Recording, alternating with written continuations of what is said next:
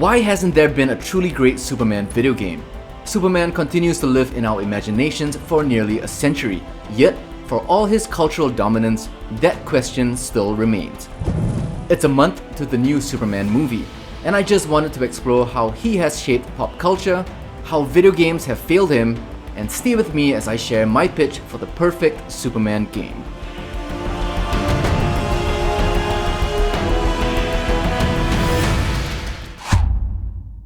Faster than a speeding bullet, more powerful than a locomotive, able to leap tall buildings at a single bound. Since his 1938 debut in Action Comics #1, Superman wasn't just a superhero, he was the superhero. Across decades, he's reflected the spirit of every era. A hopeful symbol during World War II, a wholesome icon in the 1950s, a moral paragon in the Christopher Reeve films, a more grounded, conflicted figure in Man of Steel. Today, he's more relevant than ever. James Gunn's upcoming Superman film isn't just a reboot, it's meant to save the DC universe.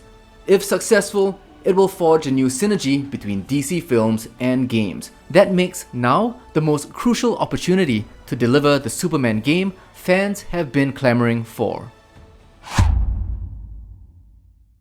At his core, Superman is three things: an immigrant story, a symbol of hope, a mythological figure, a god amongst men. Designing a game around that comes with enormous challenges. How do you balance near invincibility with real stakes? How do you make players feel powerful without getting bored? Even indie developers have taken a stab. Undefeated is a free Unreal Engine demo that nailed the fantasy of Superman's flight and strength.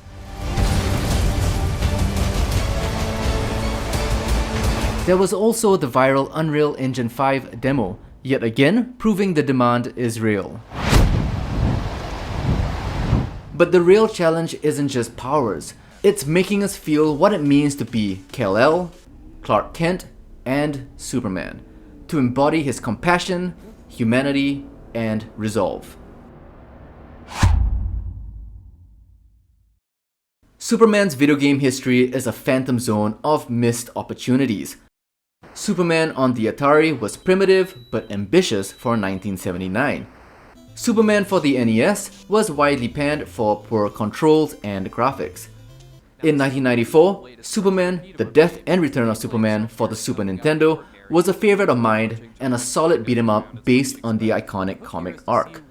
Superman 64 for the Nintendo 64 is widely known as one of the worst reviewed games of all time, infamous for broken controls and awful flying through the rings missions. Superman Returns was a movie tie-in that had great flying mechanics and an innovative Metropolis health bar mechanic, but ultimately had repetitive missions and a lifeless world.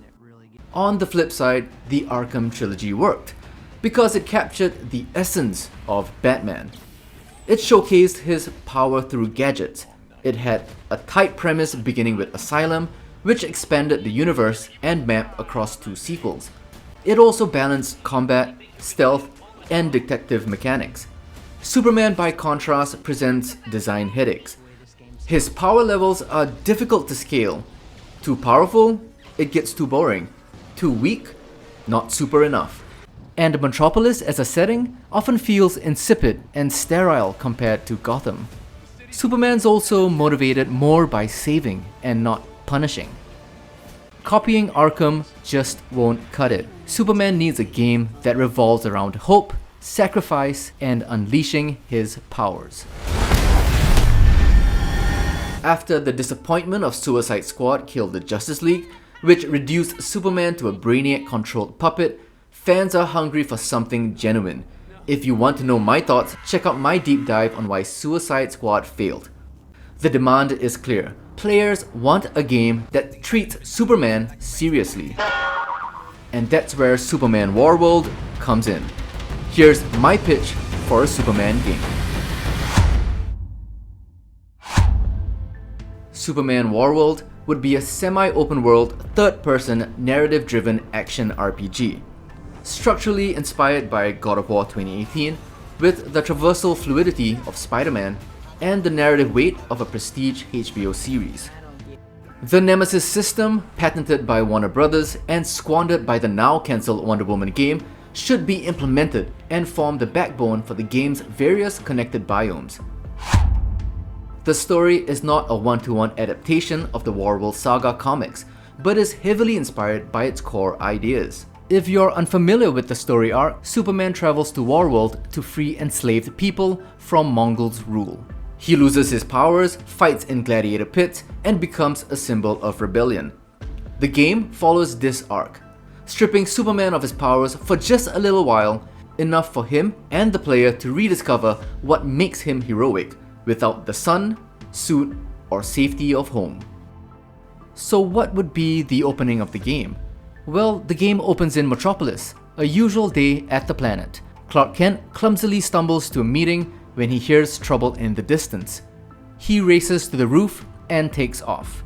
A meteor storm shreds the sky, black rock heralding a celestial threat. Superman fights to protect Earth in this fully playable opening, packed with flight, superpowered atmospheric combat, and cinematic spectacle. Rather than risk Earth's safety, Superman chooses to follow the threat off-world, into deep space, only to be captured and thrown into Warworld, a brutal gladiator planet led by Mongol. Now depowered, alone, and imprisoned, Superman must fight to survive, liberate prisoners, and rebuild his legend from nothing. This premise enables a classic hero's arc, a taste of full power at the beginning, then stripped away only to be reclaimed and turbocharged. The narrative and gameplay progression align perfectly, and when Superman and the player eventually soar again, it feels earned. So you might be asking, why not Metropolis? Urban superhero sandboxes are overdone. From Spider-Man to Kill the Justice League, Infamous to Prototype. We've seen a city like Metropolis under siege again and again. But in Superman Warworld, we avoid that trap by design. Narratively, this makes sense. Superman wouldn't turn Earth into a war zone. He would lead the threat away.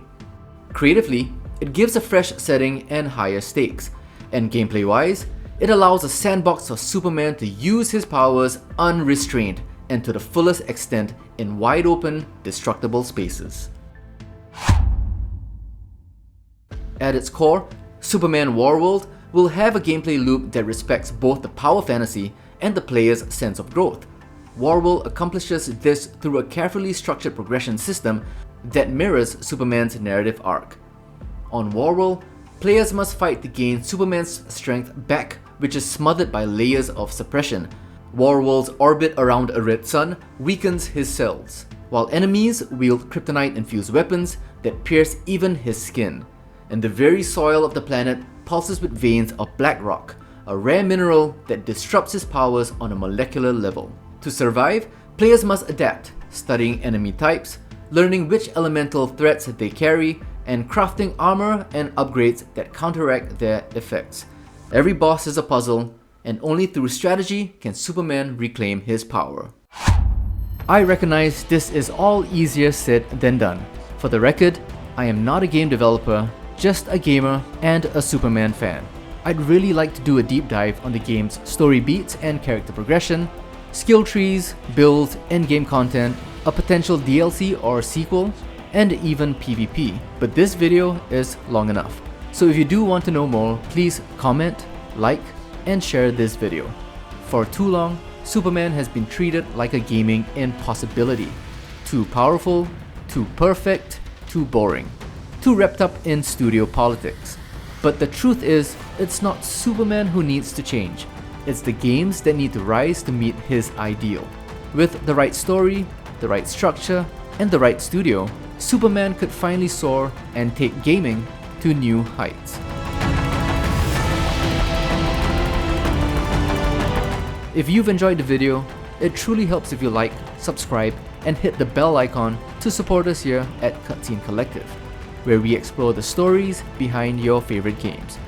Let us know your thoughts below. Until the next one, be good to each other.